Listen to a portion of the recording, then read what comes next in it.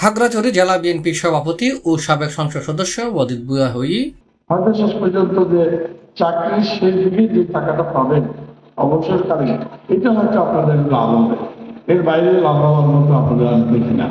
শনিবার দুপুরে Khagrachari town hall auditorium জেলা জিয়া পরিষদের আয়োজনে অনুষ্ঠিত সম্প্রতি সমাবেশের সভাপতিত্ব করছি জেলা জিয়া পরিষদের সভাপতি মোজাম্মেল হক। অন্যান্যের মাঝে উপস্থিত আছেন জেলা বিএনপির উপদেষ্টা জাকিয়া জিন্নাত বিতি, সংগঠনের সহ সভাপতি প্রবীণ চন্দ্র চাকমা, সাধারণ সম্পাদক এম.এন. আফসার সহ দলীয় নেতাকর্মী।